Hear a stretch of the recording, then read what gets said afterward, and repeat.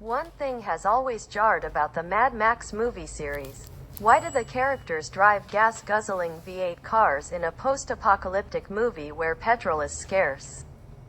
In reality, this would surely be the transport of choice. Honda's new Go Anywhere Connecticut 125 Hunter Cub. Okay, so it might lack the machismo of the last of the V8 Interceptors, but with the ability to do a claimed 190 miles per gallon, or a mere 172 mpg 2-up, the 1.165-gallon tank promises a range of as much as 221 miles.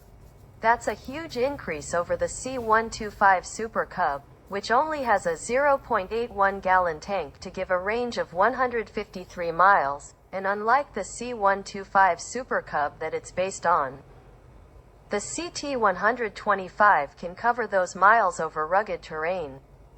Unsurprisingly, the production bike's styling perfectly matches the appearance of the design patents that we revealed here a couple of weeks ago. And it's pretty close to the style of the concept version that Honda showed at last year's Tokyo Motor Show. The Hunter Cub name is being used on the Japanese market version, which was due to make its official first appearance at the now cancelled Osaka Motorcycle Show.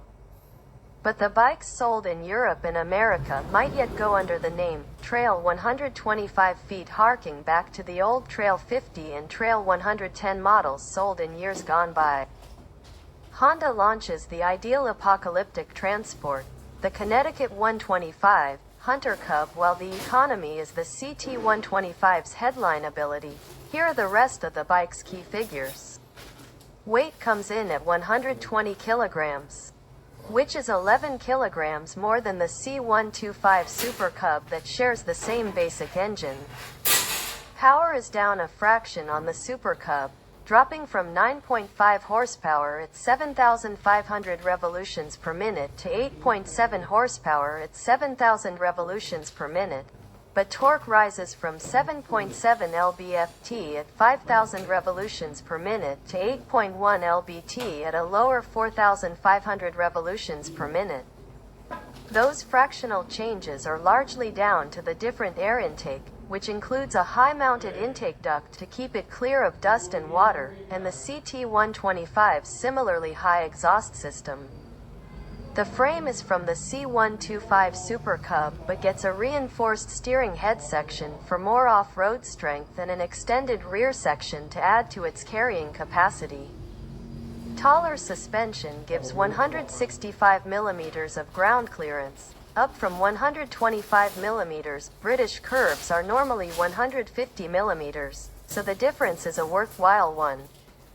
The final drive ratio is altered compared to the C125 with a 39-tooth rear sprocket instead of the Super Cub's 36-tooth design, reducing the bike's top speed but emphasizing torque and acceleration. As on the C125, the gearbox itself is a 4-speed clutchless design, and despite modern niceties like fuel injection, the engine still has a kickstart rather than those newfangled electric starters. Perfect for any post-apocalyptic dystopia where a flat battery could spell death.